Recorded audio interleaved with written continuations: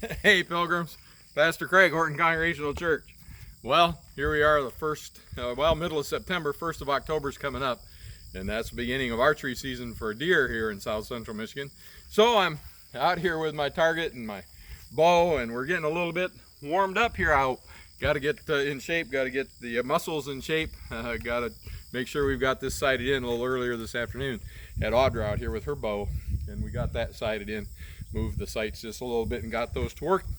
You know, I rarely shoot my bow, but what I don't think about a story of King David from the Bible. We find the story in 1 Samuel chapter 20. David and his friend Jonathan. And archery has a piece in that story. And of course, you know the history, I'm sure, of David and Jonathan. They are very, very good friends. They made covenant with each other to protect each other throughout their lives. And their love for one another, brotherly love, is without precedent as we look throughout the Bible.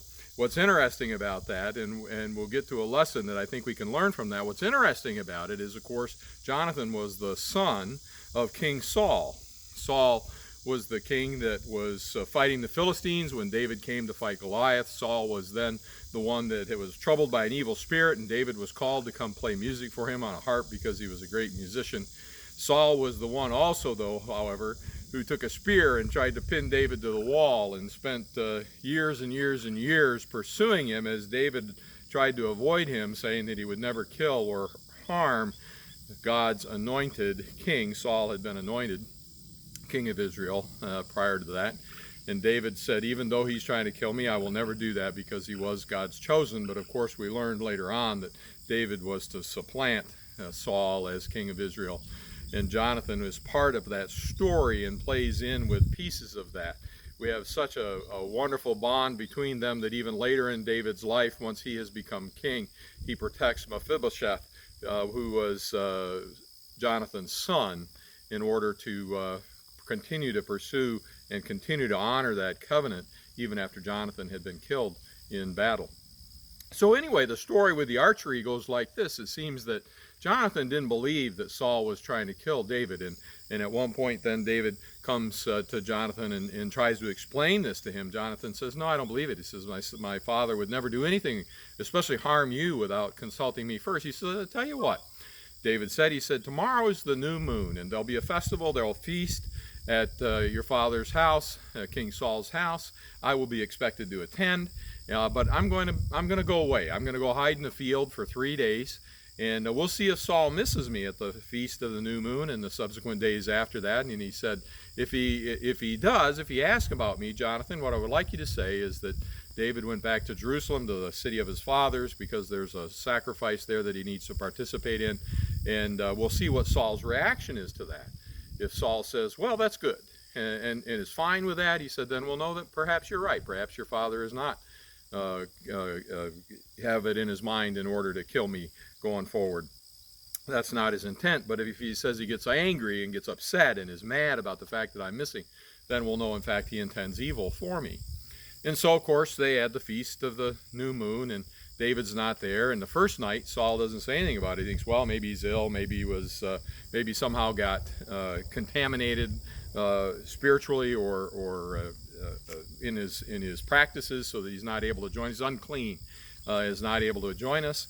And so he doesn't say anything the first night. The second night he's not there, though, and he said, well, there must be something going on here. And he asked Jonathan, where is your friend David? And Jonathan says, well, he had to go to Jerusalem for a family feast, for a family sacrifice. And Saul goes off the deep end and just rails and calls Jonathan all kinds of wicked names, and even curses him in the name of his mother, and some things like that. So David and Jonathan had this notification system set up, so that after Jonathan found out whether Saul was predisposed for evil or for good toward David, David would be hiding in the field, and Jonathan would come out, so that they didn't see each other, weren't seen together, and cause more trouble for Jonathan. What would happen is David would hide in the field, and Jonathan would come out with his bow and his arrows and a young boy, and they'd know where David would be hiding out in the distance behind a rock, and he would shoot an arrow, and he would send the boy out after the arrow. And if he said to the boy, look, the arrow is on this side of you, come back this way to get it and gather it, then David would know it was okay to come back. But if Jonathan said to the boy, the arrow is on beyond you, go get it past you, then David would know he needed to leave because Saul was predisposed to evil. And so, sure enough, Jonathan sent the boy out to gather the arrows, and he made sure he shot one way back past the boy, and he goes, the arrow is way beyond you. It's beyond you. Go get the arrow beyond you.